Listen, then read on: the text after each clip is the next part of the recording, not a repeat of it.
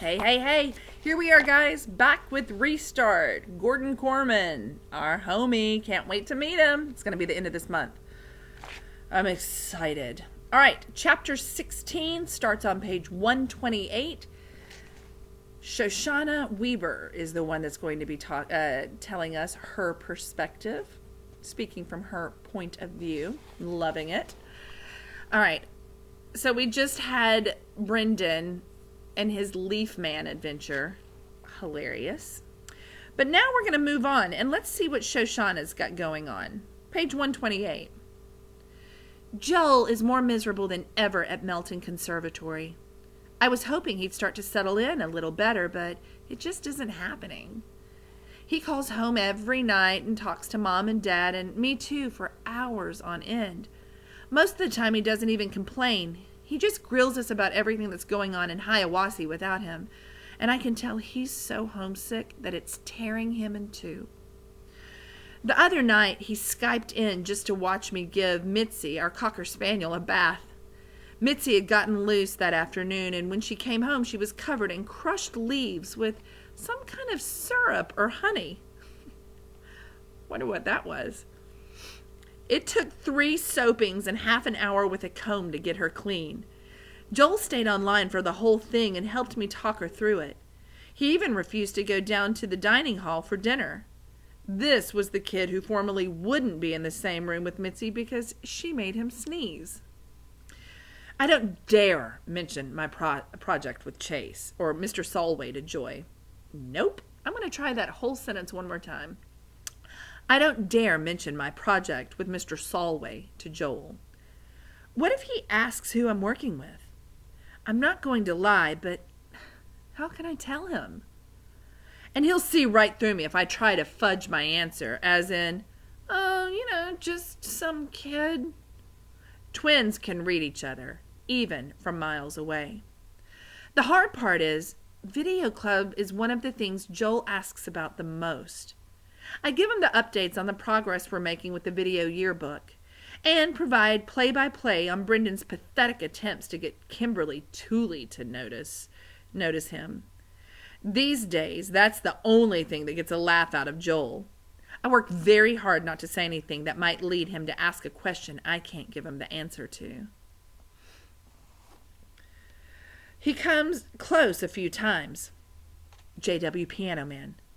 Did you ever look into entering that national video contest? Shosh 466. Tons of homework in the 8th grade. That's what it's come down to between us. I don't lie, but I don't really tell the truth either. It's sad because my project with Mr. Solway has turned into the biggest thing in my life. We should have been done 2 weeks ago. We already have so much material that we could cut it off any time and still have more than we could ever use. But it goes beyond just the great interviews we're getting. We've really made friends with the old guy. Most of the time, we're barely working anymore. We take him out for walks. He treats us to lunch. We had a picnic once. Chase and I have really bonded with him. Ugh, there. I said it. Chase and I. Page 130. Just like Mr. Solway has become part of my life, so has the kid that Joel and I call Alpha Rat. To be honest, I hardly ever think of him by that nickname anymore. I want to. I know it's an act of Weber family loyalty, and I'm on board with that. I could give a college-level symposium on all the reasons why Chase used to be the rattiest rat to ever drag his rat tail through the primordial ooze. But that's not the point. There's no question that he was ratty then. The problem is, he isn't very ratty anymore.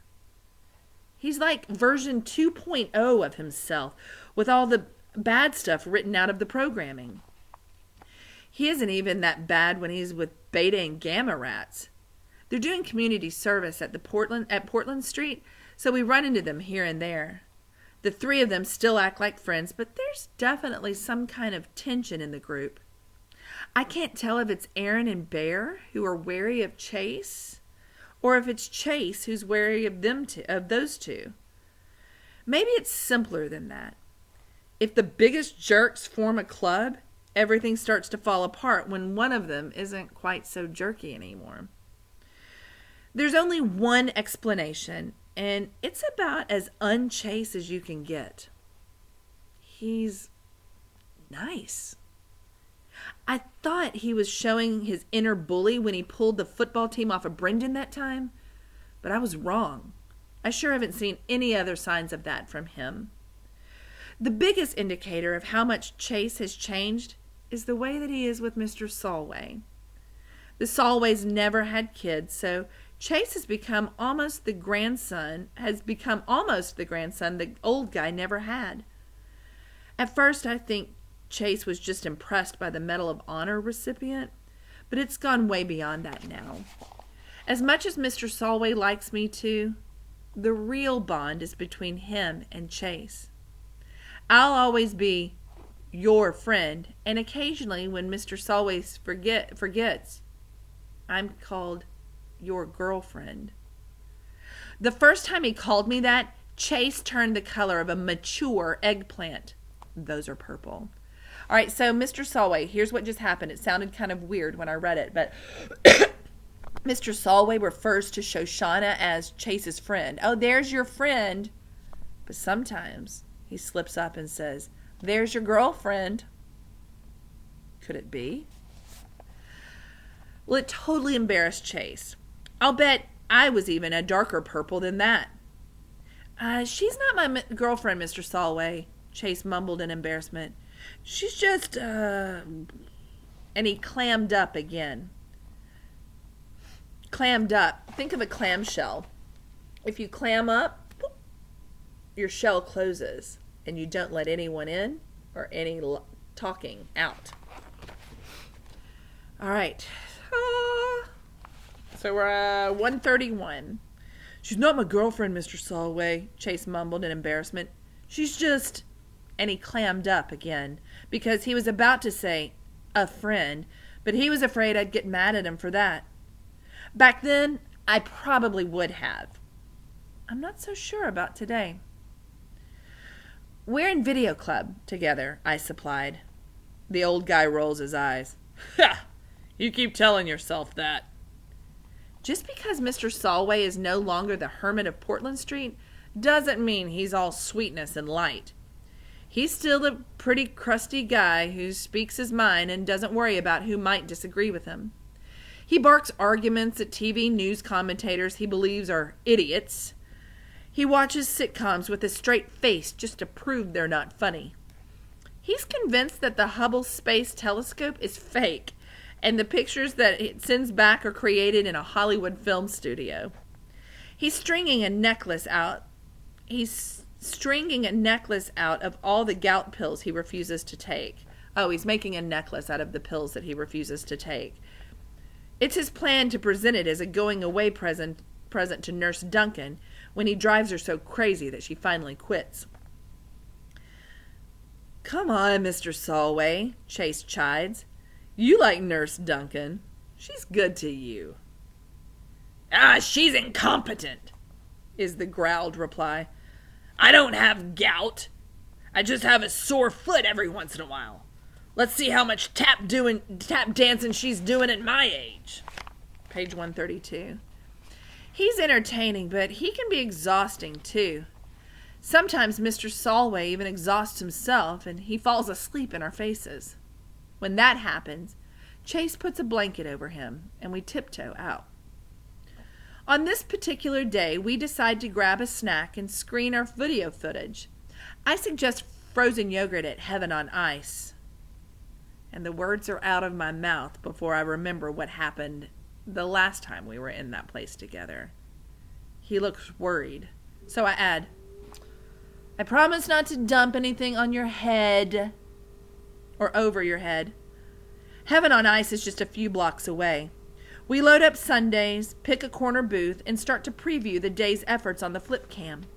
It's good stuff.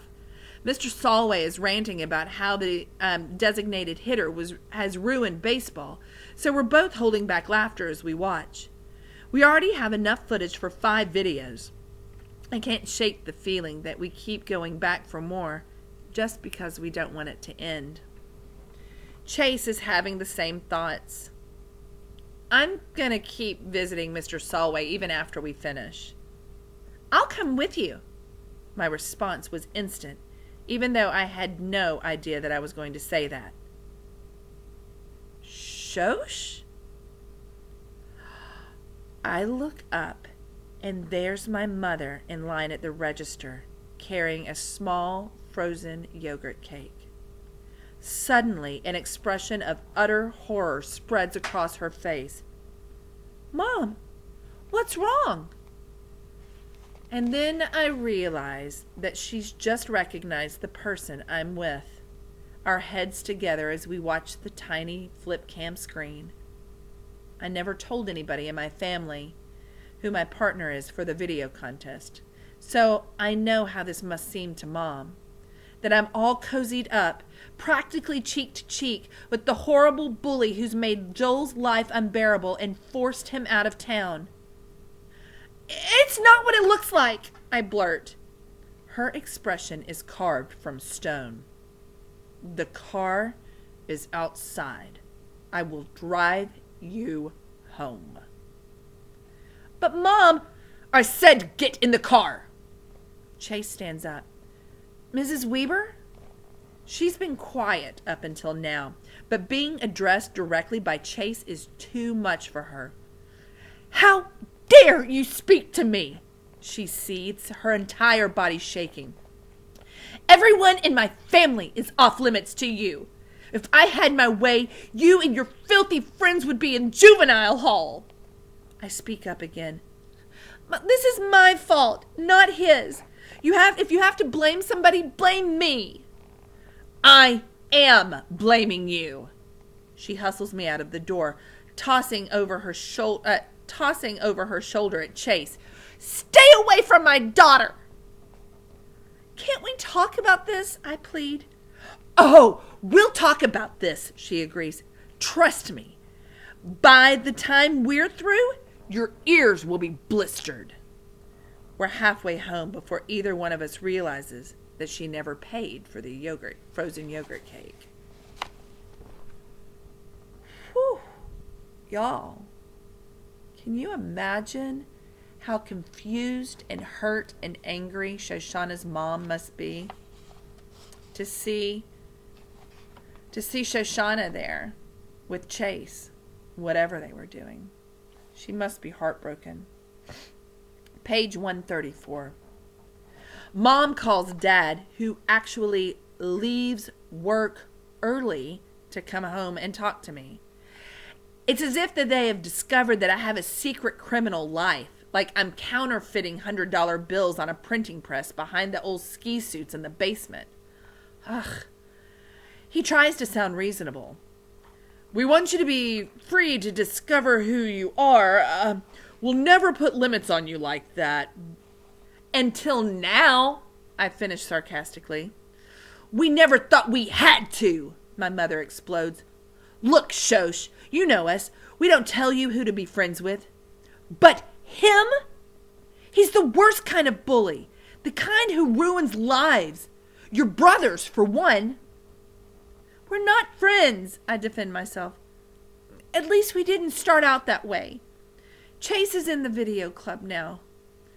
Doing my contest entry on Mr. Solway was his idea.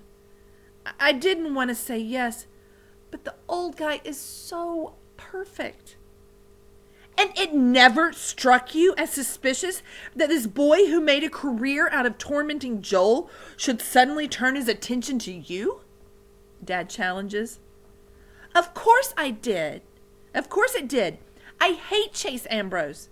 I hate that Chase Ambrose. But he's so different now. He's not a bully anymore. He doesn't remember anything that happened before the accident. Oh, well, that's convenient, my father says bitterly. Well, I thought so too, I admit. I was positive that he was faking that amnesia stuff, but there's just no way. Nobody's that good an actor. And you know what? They aren't going to want to hear this, but it needs to be said. We weren't friends at the beginning, but I think we're kind of turning into friends now. I like the new Chase. My mom recoils. That means she kind of draws back. Honestly, like I just slapped her. Your brother, she begins, her voice shaking, is completely unhappy, attending a school that he hates, instead of at home living a life that he's entitled to. The reason is that boy you're so quick to defend. I don't know if he's changed, and I don't care. The person he was broke up this family. What he did to Joel is unforgivable. That means he can never be forgiven. Dad glares at me. I bet you haven't told Joel who you're all buddy-buddy with these days. How would you ever explain that to him? That hurts, because he's exactly right. Fine, I confess. I never said anything to Joel. Well, I mean, maybe I should have. Oh, you can't be serious, my mother exclaims. What possible good would come from that? An idea is forming in my head. It's kind of a wild idea, but it's making more and more sense the longer it sits there.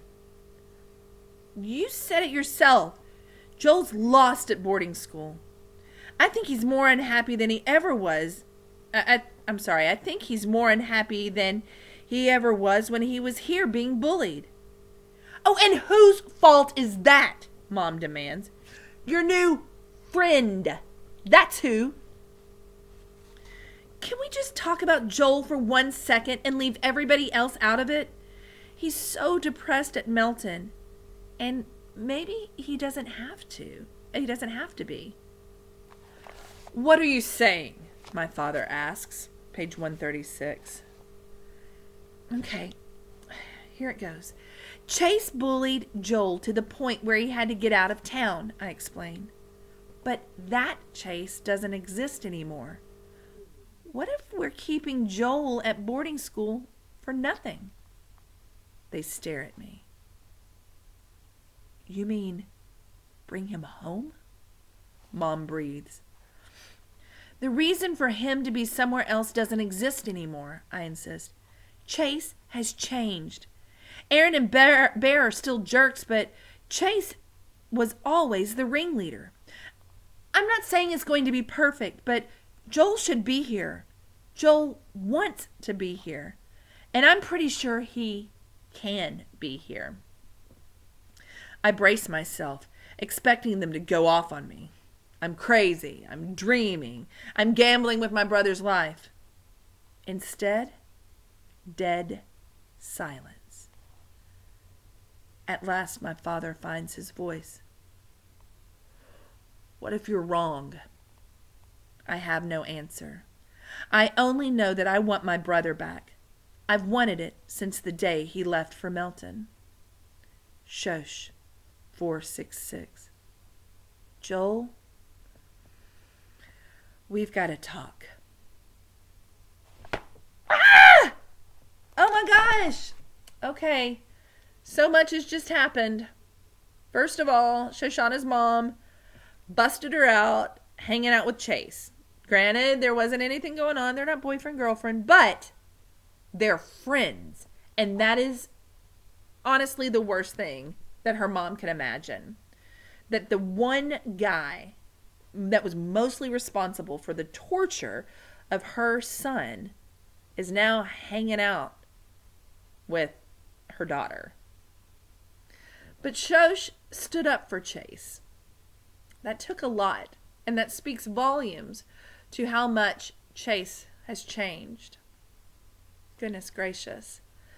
I am dying to know how this conversation goes between Shoshana and Joel. Will Joel return home? Do you think it's safe? Y'all, it's going to be so hard for me not to read the next chapter, but I promise I won't. I'll wait until tomorrow. I can't wait. I am going to wait. All right, guys. Hope you enjoyed it. Do your assignment.